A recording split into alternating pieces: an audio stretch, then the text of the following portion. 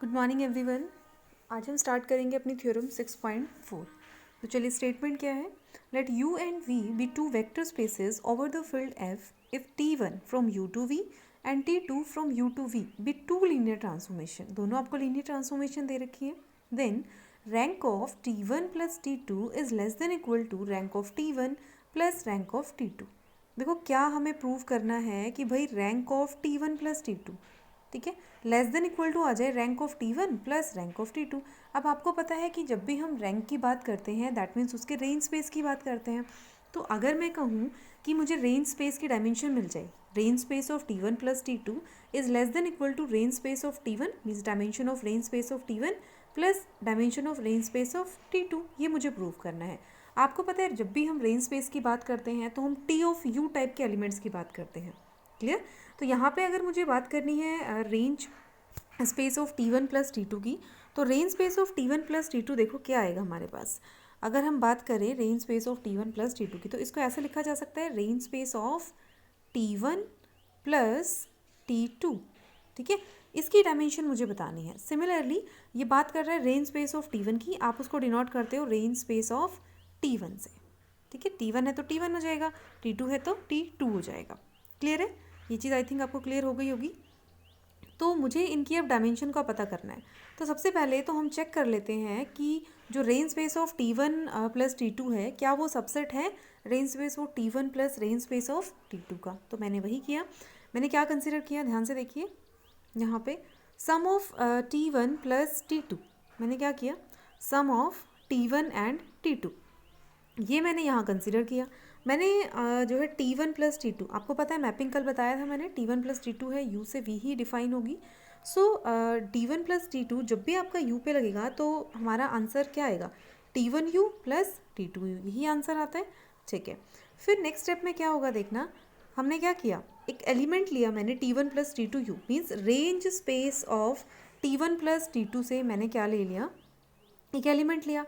आपको पता है अगर V T1 plus T2 U में बिलोंग करता है दैट मीन्स आपके पास पक्का एक एलिमेंट आएगा U से सच दैट V को कैसे लिखा जा सकता है, T1 plus T2 applying on U, T1 plus T2 applying on U, ठीक है, लिखा जा सकता है। फिर T1 plus T2 on U, इसकी डेफिनेशन मैंने ओपन की तो आंसर क्या आया आपके पास, T1U प्लस T2U, यही आएगा। ओके, तो T1U प्लस T2U। अब आप देख सकते हैं कि जो T1U एलिमेंट है वो कहाँ से होगा, वो एलिमेंट होगा आपका T1U से, ठीक है। सिमिलरली जो T2U है वो एलिमेंट आपका कहाँ से होगा, T2U से। क्लियर है। तो मैंने वही किया, एलिमेंट्स जो है मैंने यहाँ से अपने चेक किए तो T1U और T2U से आ रहे थे। तो मैंने क्या बोल दिया कि जो V है मेरा वो कहाँ बिलोंग करता है, T1U प्लस T2U में, ठीक है भाई। तो एलिमेंट आपने लिया कहाँ से था, T1 प्लस T2U से, शो कहाँ कर दिया, T1U प्लस T2U में। दैट मीन्स आप बोल सकते हैं कि T1 plus T2U, T1 plus T2 applying on U is contained in T1U plus T2U, ये लिखा जा सकता है। तो यहाँ से अगर ये इसका सबसेट है that means dimension of T1 plus T2U is less than equal to dimension of T1U, dimension of T1U plus T2U, ठीक है।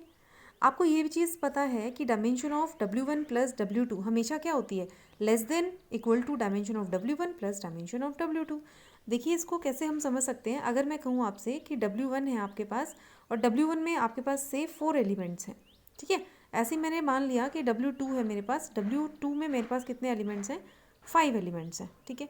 तो W1 प्लस W2 का मैंने आपको ये चीज़ बताई हुई है कि W1 प्लस W2 की जब हम बात करते हैं इसका मतलब अपने दोनों से एलिमेंट लेने पड़ते हैं। तो जब W1 प्लस W2 हम करेंगे, ठीक है, W1 प्लस W2, तो इसमें जो एलिमेंट आएंगे वो या तो क्या आएंगे, 9 एलिमेंट्स होंगे, या तो क्या होंगे, 9 एलिमेंट्स होंगे, ठीक है। सेकेंड, ये या तो इसकी डायमेंशन कितनी होगी, 9 होगी, या फिर ऐसा हो सकता है भाई कि जो आपके पास W1 में 4 एलिमेंट हैं और W2 में जो 5 एलिमेंट्स हैं वो इनमें से कोई कॉमन हो, ठीक है। तो कॉमन होगा उसको आप एक ही बार लिखेंगे। से आपने चेक किया कि पहले जो W1 में जो 4 एलिमेंट्स हैं ना वो W2 में भी हैं, तो आप उनको चाहे W1 से ले चाहे W2 से ले, तो 4 एलिमेंट तो हो गए वो वाले, और एक एलिमेंट आपके पास एक्स्ट्रा कहाँ से आया, W2 से आया, एक एलिमेंट कहाँ से आया, W2 से। तो dimension of W1 plus W2 कितनी हो गई आपके पास, 5 हो गई। कितनी हो गई 5 हो गई। तो आप देख सकते हैं कि W1 प्लस W2 किया तब तो डायमेंशन कितनी आ रही है 5, लेकिन डायमेंशन ऑफ W1 कितनी है 4, डायमेंशन ऑफ W2 कितनी है आपके पास 5, तो 5 + 4 कितना हो जाएगा 9। तो हमेशा आप यहाँ चेक कर सकते हैं कि dimension of W1 plus W2 less than equal to होगा dimension of W1 plus dimension of W2। ठीक है, तो यही लिखा मैंने। अब आपको पता है कि dimension of T1 plus T2 U का मतलब क्या होता है, range, dimension of range space of T1 plus T2 means rank of T1 plus T2। Similarly इसको कैसे लिखा जा सकता है, rank of T1 plus rank of T2। तो एज इट इज़ जो है थ्योरम बहुत कम आती है ये जो है हम क्वेश्चंस जब करते हैं आगे हम थ्योरम करेंगे तो एमसीक्यू में कई बार यूज़ होती है। थ्योरम अगर आएगी तो आपकी सिर्फ 2 मार्क्स में आ सकती है, लॉन्ग में नहीं आएगी। रिजल्ट आपने ध्यान रखना है कि T1 और T2 अगर दो लीनियर ट्रांसफॉर्मेशंस हैं तो उनके जो रेंज स्पेस की डायमेंशन है, सम कर दो, उनकी रेंज स्पेस की जो डायमेंशन है वो लेस देन इक्वल टू होगी dimension of range space of T1 plus dimension of range space of T2। That means rank of T1 plus T2 is less than equal to rank of T1 plus rank of T2। तो इस तरह से ये theorem जो है आपकी हो गई कंप्लीट। चलिए नेक्स्ट जो टॉपिक है उस पर चलते हैं। नेक्स्ट टॉपिक हमारा क्या है, composition product of two linear transformation, composition और product of two linear transformations. तो मैंने U V W 3 vector spaces लिए ओवर द फील्ड एफ।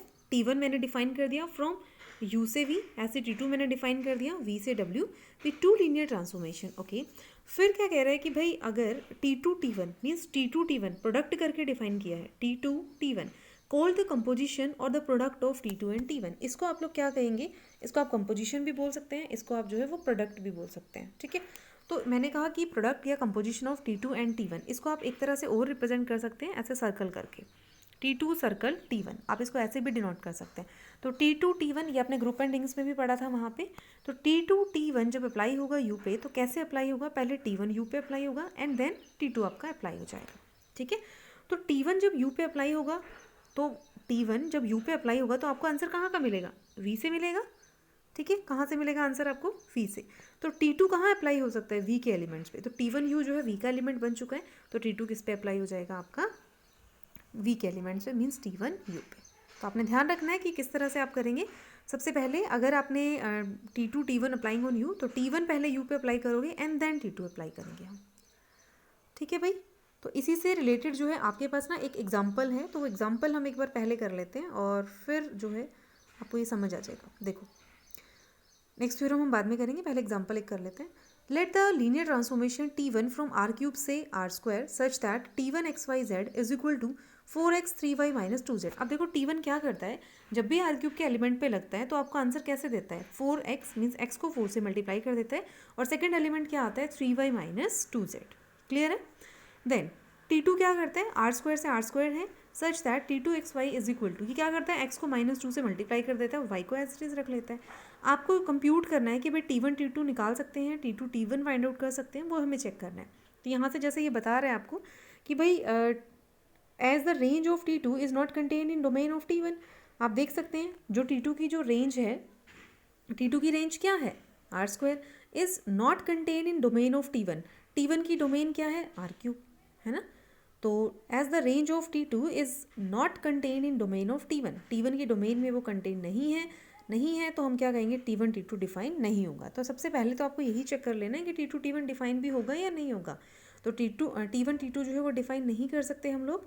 फिर कहते हैं कि T2 T1 आपका डिफाइन हो जाएगा as the range of T1, range of T1 के लिए रेंज कौन है, देखो जाके रेंज का काम कौन कर रहा है R²। तो जो T1 की जो रेंज ऑफ T1 की जो रेंज है वो T2 की डोमेन में कंटेंड है ना। देखो T2 की डोमेन क्या है R², तो उसमें कंटेंड है वो। तो ये चीज़ आपने ध्यान रखना है। ठीक है, जैसे भी डिफाइन करना है, तो जैसे यहाँ पे मुझे T2 T1 चाहिए था, तो T1 की रेंज यानी बाद वाला जो है आपका उसकी रेंज को चेक करेंगे कि वो पहले वाले की डोमेन में होना चाहिए। ठीक है, ऐसे जैसा T1 T2 हमने किया था तो हमने T2 की डोमेन को चेक किया। ठीक है, T2 की जो रेंज है वो T1 के डोमेन के अंदर होनी चाहिए। ये आप एक जो है लाइन यहाँ नोट कर लेंगे कि T2 T1 मतलब ये अगर आपको डिफाइन करना है तो कैसे करेंगे, बाद वाले की जो रेंज है मीन्स T1 की जो रेंज है वो कंटेन्ड होनी चाहिए किसके अंदर, डोमेन ऑफ पहले वाला मतलब T2। तो ये थोड़ा सा आप ध्यान रखेंगे, तभी आपका जो है फंक्शन डिफाइन होगा, अदरवाइज डिफाइन नहीं होगा। चलो तो फिर हम स्टार्ट करते हैं। अब मैंने T2 T1 स्टार्ट किया, तो T2 T1 इसका काम क्या होता है, T2 T1 एक्चुअल में करता क्या है।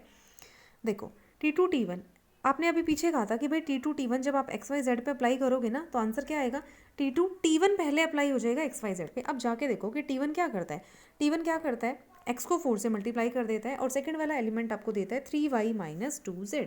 आपको इस तरह के एलिमेंट जो है वो मिलते हैं। तो इसने वही किया यहाँ पे, देखो T1 जब अप्लाई हुआ XYZ पे तो आपको आंसर क्या मिला, T2 4x 3y minus 2z answer मिला आपको।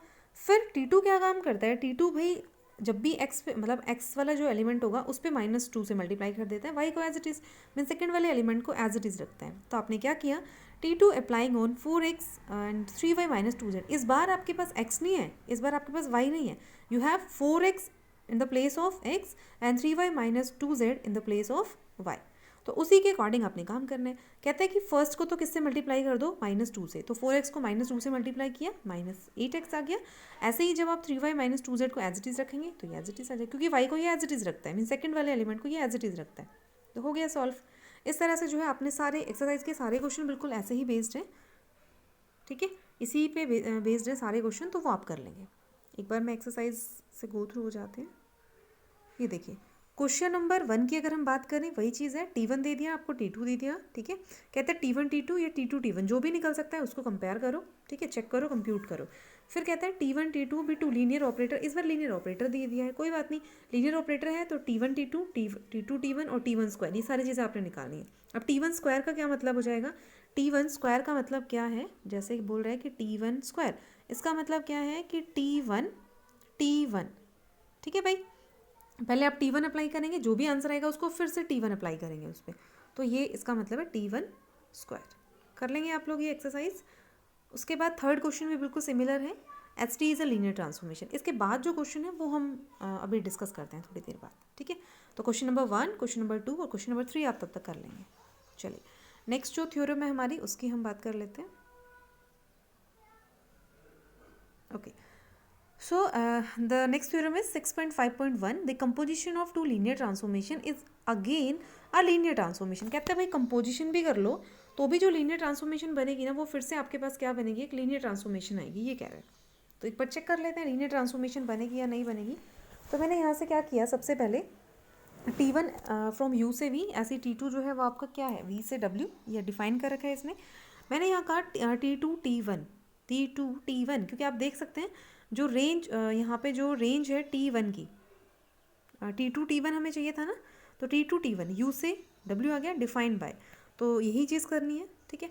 T2 T1 applying on U, जब भी आपको आंसर मिलेगा तो क्या मिलेगा, T2 T1 U, ठीक है। तो इस तरह से आपने काम करना है। तो T2 T1 डिफाइन करने तो आप पहले तो यही चेक कर लेंगे ना कि T2 T1 डिफाइन भी हो रहा है या नहीं हो रहा है, ठीक है। तो हमें क्या करना था कि T1 जो है T2 T1 यही चेक करना था। तो U से W आप देख सकते हैं सिंपली आपका डिफाइन हो रहा है U से W, ठीक है भाई। मीन्स T1 जो है वो किस पे अप्लाई हो सकता है, पहले T1 पहले किस पे अप्लाई होगा, U पे, है ना। T1 पहले किस पे अप्लाई होगा, U पे, और फिर T1 U जो भी आएगा आपका वो क्या बन जाएगा, वो किसका एलिमेंट बनेगा, आपका V का एलिमेंट, फिर T2 उस पर अप्लाई हो जाएगा, ठीक है। तो इस तरह से आपने ये देख लेनी है। चलो, तो T2 T1 को आपने लीनियर ट्रांसफॉर्मेशन प्रूव करना है। लीनियर ट्रांसफॉर्मेशन अगर प्रूव करना है तो दो ही चीज़ें होती है हमारे पास, एक बार सम दिखा दो, एक बार स्केलर से मल्टीप्लाई। तो सिंपली आप इसको कर लेंगे, T2 T1 आप अप्लाई करेंगे किस पे, AU प्लस BV पे। आप ये देख सकते हैं T1 T2 अप्लाई हो गया AU प्लस BV पे। तो यहाँ से आप देखो फिर नेक्स्ट स्टेप में T2 T1 अप्लाई हो जाएगा पहले AU प्लस BV पे, ठीक है। तो आपको पता है T1 एक लीनियर ट्रांसफॉर्मेशन है तो वो सेपरेट हो जाएगी, A T1U plus B T1V। फिर आपने T2 अप्लाई करना है, A यहाँ से इस तरह से T2, आपको पता है A T1, ये क्या हो गया A T1। अभी पीछे आपको बताया था कि A T1 जब भी होता है तो आपका क्या आंसर आता है, A आपका बाहर शिफ्ट हो जाता है, T2 अप्लाई हो जाता है उस पर, ठीक है। इसी तरह से B आपका बाहर शिफ्ट हो जाएगा, T2 उस पर अप्लाई हो जाएगा। तो A को बाहर रखा, T2 T1 इसको कंबाइन कर दिया, ऐसे B T2 T1 इसको कंबाइन कर दिया। तो आप देख सकते हैं कि आपकी जो है T2 T1 भी क्या बन गया, लीनियर ट्रांसफॉर्मेशन, ठीक है। कहते हैं T1 T2 may not be define in case, कहते हैं T1 T2 डिफाइन नहीं होगा, है ना, may not be equal to T2 T1। ऐसे ही T2 T1 is define if range of T1। कहते हैं T2 T1 कब डिफाइन होता है, वही मैंने जो अभी आपको बताया था कि T1 की जो रेंज है, मीन्स लास्ट वाले की जो है हमें रेंज देखनी होती है। तो लास्ट वाले की जो रेंज होती है वो पहले वाले की डोमेन में, अभी जो मैंने पीछे बताया आपको कि range of T1 is contain in domain of T2। तो अब देखो यहाँ पे रेंज ऑफ T1, T1 की रेंज क्या है V, और T2 की डोमेन क्या है V, तो कंटेंट है डेफिनेटली, तो इसीलिए डिफाइन है। T1 T2 आपका डिफाइन नहीं होगा। T1 T2 डिफाइन क्यों नहीं होगा, क्योंकि T2 की जो रेंज है, T2 की जो रेंज है वो T1 की डोमेन के अंदर कंटेंट नहीं है। ठीक है भाई, तो ये थोड़ा सा आप ध्यान रखेंगे, जैसे अभी मैंने आपको एग्जांपल बताया था। चलिए नेक्स्ट, तो इसका मतलब आप कंपोजिशन अगर कर रहे हैं आप तो लीनियर ट्रांसफॉर्मेशन की, तो वो भी क्या बनेगा आपके पास, एक लीनियर ट्रांसफॉर्मेशन बनेगी। नेक्स्ट है article 6.6, T1 from U to V, T2 from V से W be two linear transformations then if T2 T1 is 1 1 then T1 is 1 1। देखो इसको थोड़ा सा याद करते हैं कैसे। नेक्स्ट क्या है, T2 T1 ऑन टू है तो T2 ऑन टू होगा। ध्यान रखो आपको याद कैसे रखना है इसको। T2 T1 मतलब 1, T2 T1 आपको डिफाइन कर रखा है यहाँ से इसने, तो कहते हैं 1 T1 1 अगर 1 1 है तो T2 T1 1 1 है। कब, जब T1 इज 1 1, मतलब 1 1 1 है, 1 का मतलब T1, तो T1 अगर 1 1 है ना, T2 T1 अगर 1 1 है तो 1 1 कौन होगा, T1। T2 T1 1 1 है, 1 1 है तो 1 मतलब T1 वो भी 1 1 होगा। फिर कह रहे हो T2 T1 ऑन टू है 2, तो T2 क्या हो जाएगा, ऑन टू हो जाएगा। T2 T1 1 1 है तो T1 1 1 होगा। T2 T1 अगर ऑन टू है तो सेकंड वाला मतलब T2 ऑन टू होगा। तो ये आपको जो है प्रूफ करना है यहाँ पे।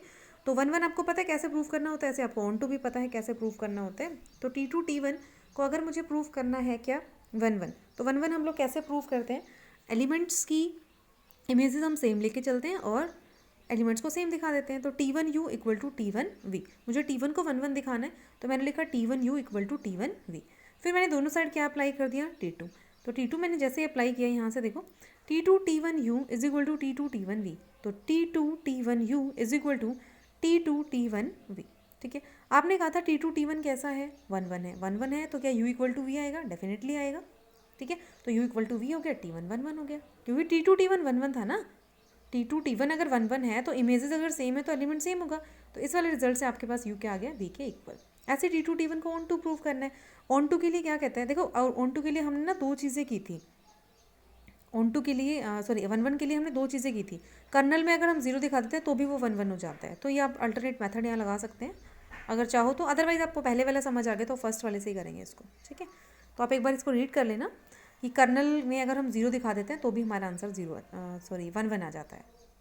ठीक, नेक्स्ट क्या है, let W belongs to W be any arbitrary element then since T2 T1 from U to W is onto. कहते हैं भाई ये ऑन टू है ना, अगर T2 T1 ऑन टू है तो पक्का आपका U से एक ऐसा एलिमेंट U आएगा कि जब आप उस पर T2 T1 अप्लाई करेंगे तो आपको W मिल जाएगा। क्लियर, W के एलिमेंट के लिए प्री इमेज एग्जिस्ट कर रही है मतलब, तो T2 T1 किसके इक्वल आ गया, आप T2 T1 U किसके इक्वल आ गया, W के इक्वल आ गया।